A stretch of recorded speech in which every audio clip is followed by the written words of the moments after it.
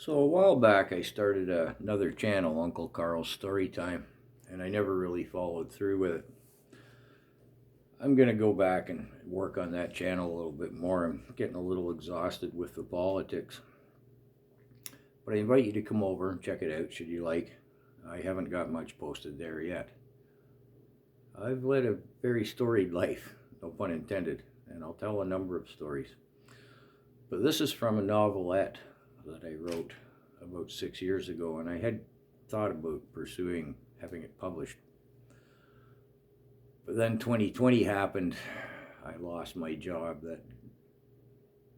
because I wouldn't, and the publishing industry, there were some changes, and I lost my contacts and so on. So anyways, then I got political, never pursued it.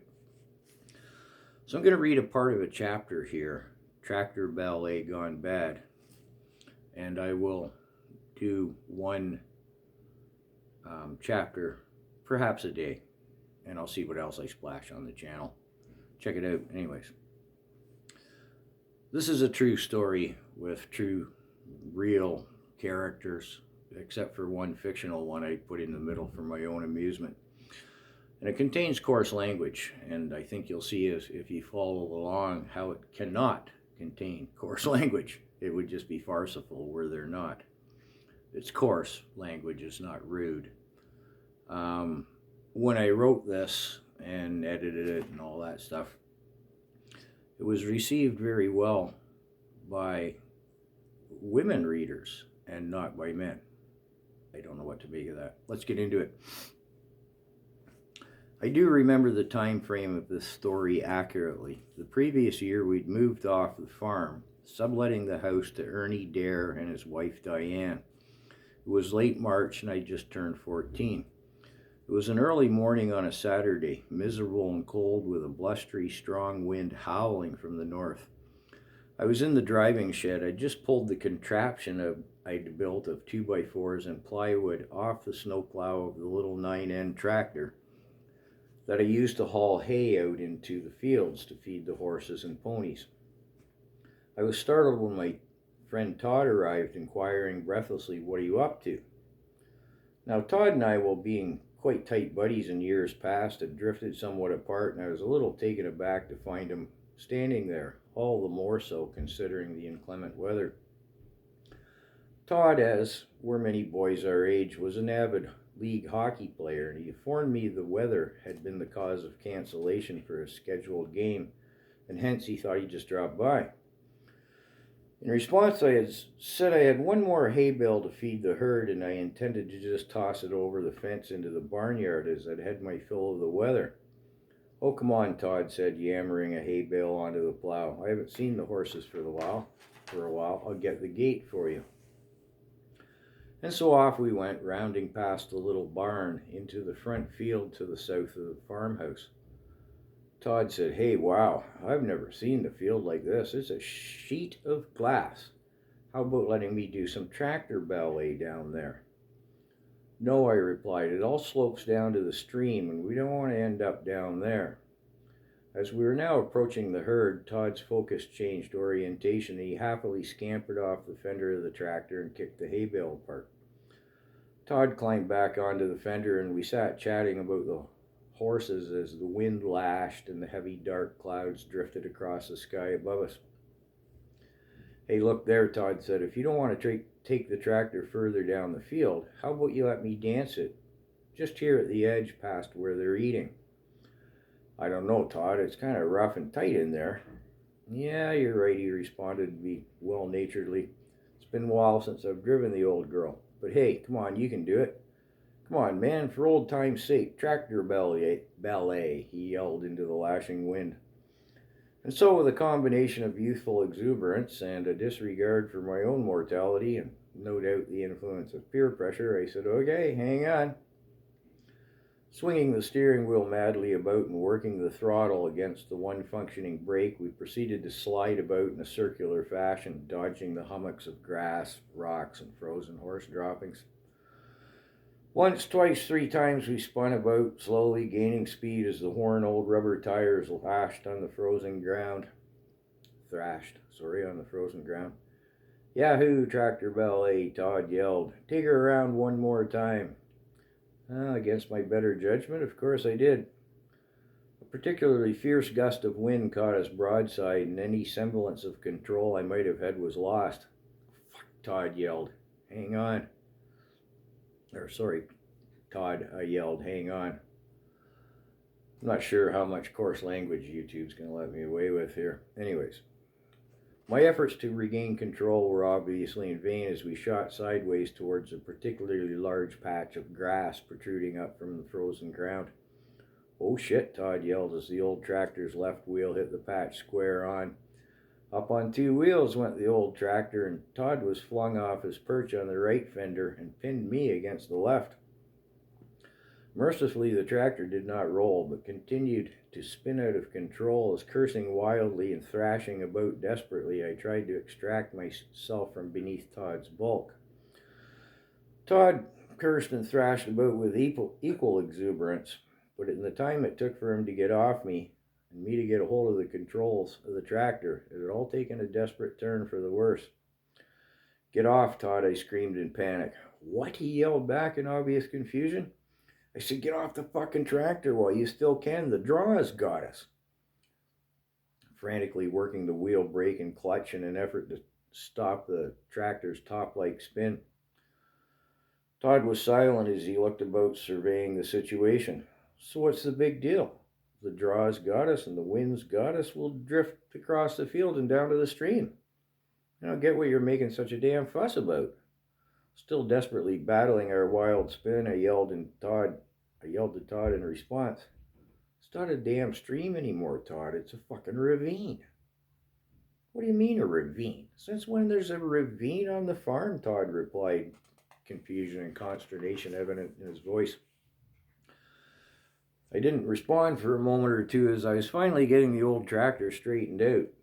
Todd was silent as I finished getting the tractor aimed straight up the draw and set the throttle wide open. The slope of the draw, in combination with the wind at about 45 degrees angle to the straight on to us, was master to the tractor's minuscule traction, and the wind slicked ice, and we were slowly picking up speed. With the gusting wind hammering the tractor neither straight nor onside, but in the wild and predictable alterations, my hands were full trying to keep the drivetrains in opposition to our plight. I managed to look over my shoulder at Todd, and my facial expression must have spoken volumes. How much trouble are we in, Scott? A world of it, Todd, I replied, my voice rising as a nasty gust set me busy with the clutch, throttle, and brake again in an effort to keep the tractor from spinning. What's this ravine business? Todd asked when I finished battling get the tractor straight. My concentration was tasked by the task at hand, and I said, a ravine. I said, a hole in the fucking ground with mostly straight sides? You're shitting me, Todd said. There's never been anything but a stream there. It's just above the old spring in the pond. Just then a particularly violent gust assaulted us, and the resultant battle not to lose control of the tractor was once more as protracted as it was desperate. You're shitting me about this ravine, right? Todd asked somewhat plaintively when I'd managed to get us squared off again. Do I look like I'm shitting you, Todd? The combination of the look on my face, the obvious desperation with my efforts to keep the tractor driving in opposition of the wind and gravity, and no doubt some time for reflection, compiled in Todd's awareness. He asked, how big is this ravine? It's 60 or 80 yards or so, upstream from the spring at the top of the pond, I replied, pausing to fight another blast of wind. How deep? 6 or 7, I don't know, 10 or more at the spring. You gotta be shitting me. How in the hell did that come to be? Todd cried in alarm. Well, it started slowly years back when Dad had the pond dug out, but when filled in the swamp for the town works up above the farm, that's when it really started. The spring runoff's a torrent compared to what you'd remember. By now we traveled roughly a third of the distance from our ill-fated entry into the draw on the west side of the field. We figured it was another 200 or 300 yards to the ravine. 10 minutes. The tractor drifted along at the pace of a slow walk as I learned to keep it nosed about 1/4 into the wind, which served considerably to lessen the havocs the gusts wrought upon my efforts to keep the wheels driving straight. We still had a couple of more good scares and a host of lesser ones, but all things considered, our situation was about as stable as it could be now. What are we going to do, Scott? We can't bail off the tractor. The wind's got us up against the south side of the draw. We get off that side, we'll slide under the tractor. We get off the north, we'll get blown under. I guess I'll read this whole chapter anyways, so I don't have to film it twice. Yeah, well, that's what I was screaming at you to get off at the start, I responded. My hands are full here, Todd. Look, is there a bump or a lump or a tuft of grass, a rock, anything you put a wheel to? Anything at all? Nothing, not a damn thing. Excuse me. I've skated worse than this. Would make a Zamboni driver weep in envy. Oh, Scott, I can see the ravine now. I'm not liking our odds. We go tumbling down there. Well, rack that chunk of wood you call a brain, Todd, and keep your eyes peeled. I'll take anything you can throw at me, I yelled back. Hey, what if we drop the blade? Think it would crash through the ice?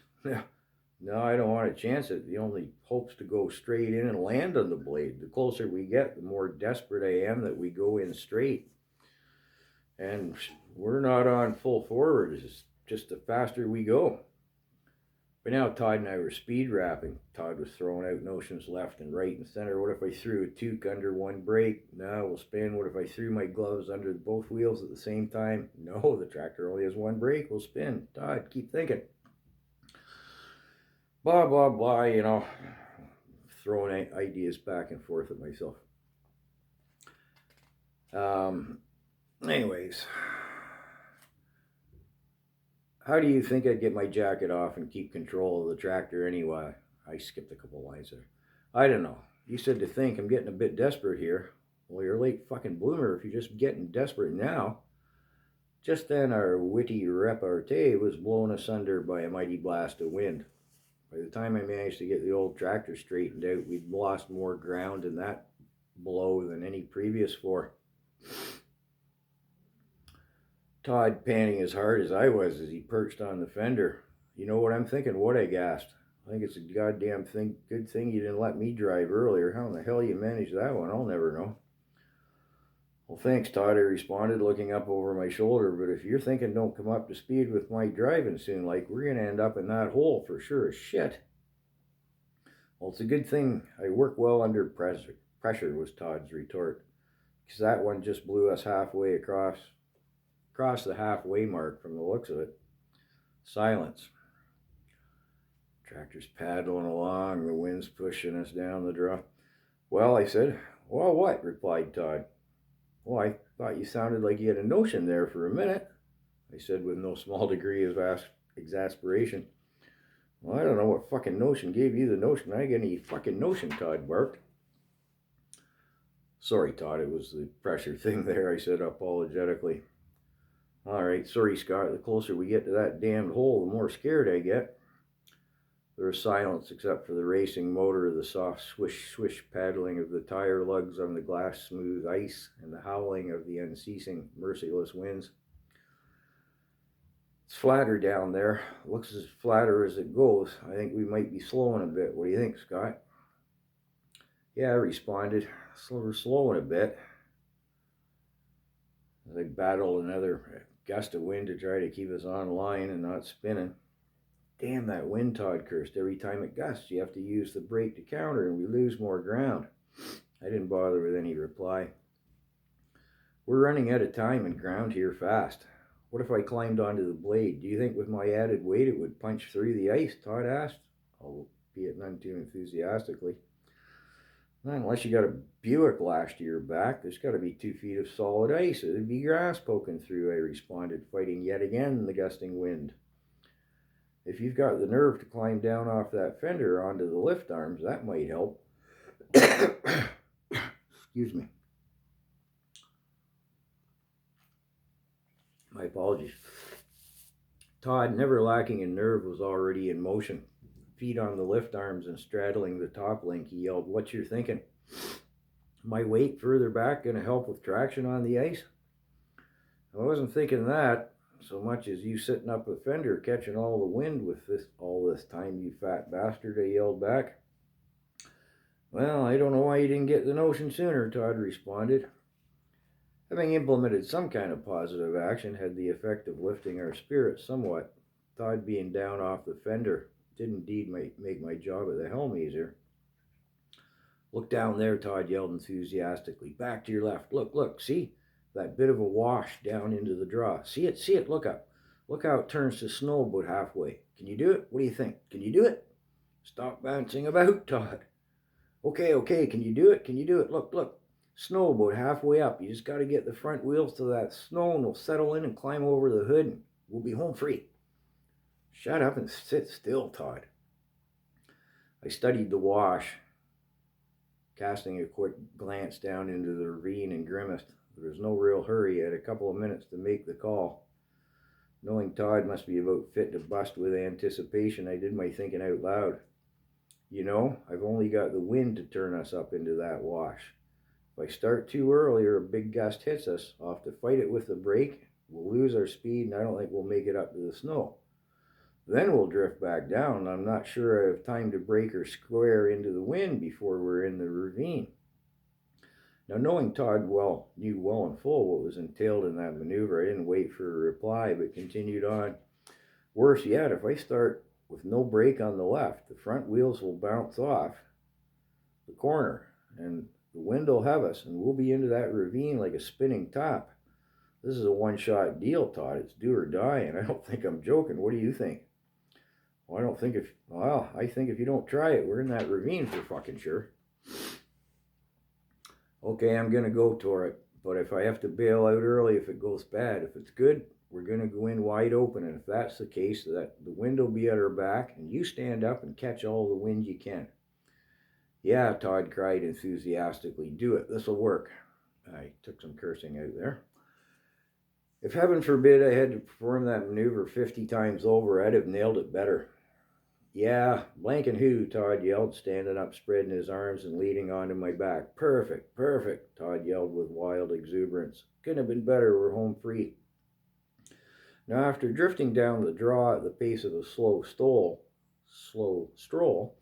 the tractor's top speed of about 10 miles an hour seemed positively giddy as we raced up the wash I turned into. Pegger, pedal to the metal, we're out of here, Todd cheered wildly. Catch the wind, Todd, we're out of here, I cheered in return. The tractor began to slow, its wheels spinning. Peg it, Todd yelled desperately. It is, I yelled back with equal desperation. 4 feet, we need a lousy damn 4 feet more. Do something, Scott. Bounce, Todd, bounce. Maybe the crust is just ice here. It's just a crust. Bounce. Todd bounced and cursed with equal measures of enthusiasm as the tractor slowed, stopped, and began to drift back down. Todd strung expletives together as I wistfully watched what we perceived as our salvation slowly recede. The ice in the wash was rougher than that out on the draw, and with the wind square at our back, our drift down would have been painfully slow had our fate upon exit not been so distasteful to contemplate. It did, however, afford lots of time for Todd to string more expletives together in a myriad of fashions.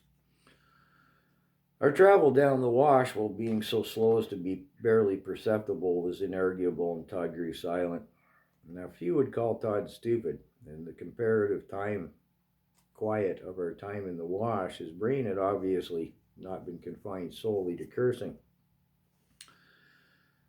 Your plan all along is to put her down in square on, drop the blade, and hope it's not so deep that she rolls over, Todd put forth, more a statement than a question. That's right, I responded. I can't see any other hope.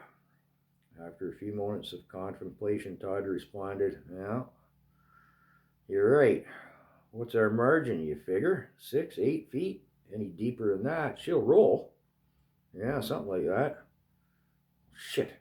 What's on the bottom, you figure, Todd asked, his brain still obviously in rapid contemplation. Ice? Water? What?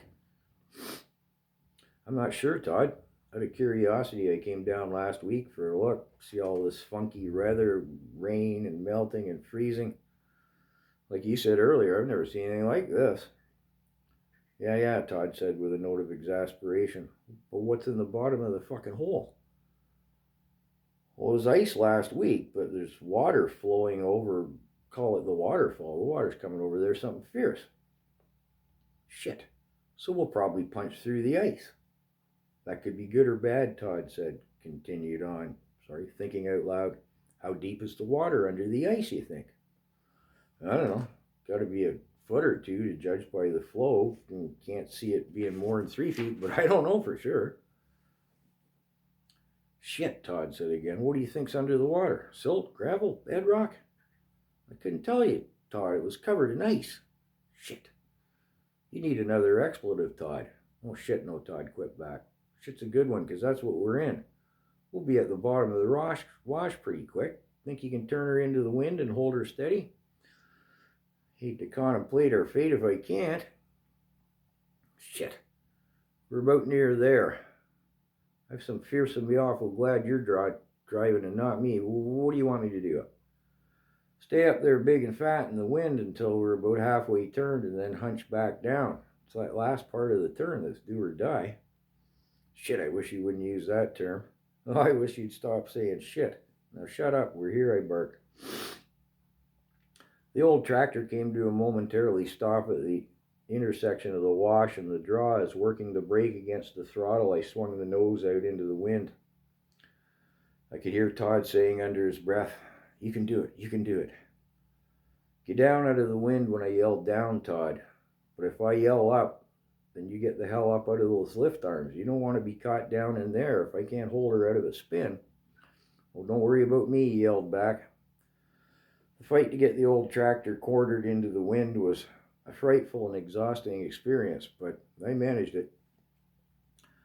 Drawing a quick breath as I got the old girl settled once again and angled into the wind, I was startled when Todd said, "Holy fucking shit, I never thought in a million years you could have pulled that off." "What do you mean?" I asked somewhat petulantly. "Whole damn time it was, you can do it, you can do it." Well, I didn't want to sound discouraging. Thanks for the vote of confidence. Okay, buck up. This is no time to get all sensitive, like Todd said sternly. Conversation ceased momentarily as we mutually appraised our current situation. Our unsuccessful attempt to extricate ourselves from our predicament via the wash, while exasperating, had served to slow our rate of travel considerably. "What do you think?" Todd inquired. "We come to a near dead stop, then that wind gusts, and we lose another 2 or 3 feet, and then again. Stop, drift, and repeat. We haven't got much time left, Scott." "How far you figure we are out, Todd?" I asked, my attention focused on keeping our drift quartered into the wind. 30, 40 feet maybe. "Flattens right out at the end, don't it? Looks like, Todd answered. "Kind of curls up like right at the edge, don't it? Like a lip of sorts?" Yeah, I see that now." There was a note of hope in his voice. "How proud do you figure it stands up?" I asked. "Hard to say. Maybe 3-4 inches?" We were speed rapping again. "Damn, I was hoping for 6 or 8. "I get it. You're hoping that the lip will be enough to stop us. Well, you going to put the blade into it?" And then answered to his own question. "Oh, shit, never mind. No downward pressure on the blade. Watch and call out the distance, Todd." Our banter was now at a frantic pace. "I want to come in at 45 degrees and let her straighten her drive wheels onto that lip." Yeah, I get it. 15 feet. "Don't stay down in them arms, Todd." Yeah, 12 feet. Damn the wind. 10 feet. "Get your ass out of them arms, Todd." "Don't worry, I'll come up out of here like a rabbit." 8 feet. "Fucking wind." 6 feet. 4 feet, Todd yelled. Excuse me, as I could feel him come up onto the fender. 3 feet, Scott. 2 feet. I could feel Todd's boots as he wedged them in under the tractor seat. I could hear Todd's voice shrill in panic. 1 foot, you're on it. Fucking perfect. We're coming around square. Both wheels and lip. Good. Oh, shit, that fucking wind," he said as the rear wheels rose an inch up the lip. The tractor paused as if in indecision, and then another gust hit, and we rose another inch. Todd continued to shrilly report our status amongst a plethora of curses. Another gust, and we rose another inch. 1 inch was all that was left to the top of the lip. Todd had fallen silent. Another cool blast of wind, and the rear wheels began to rise at the top, and in that frozen moment, I heard Todd say, "Oh shit." But it was just sort of a wistful moan. And that's the end of chapter 1. Wow, that was 25 minutes. Woo.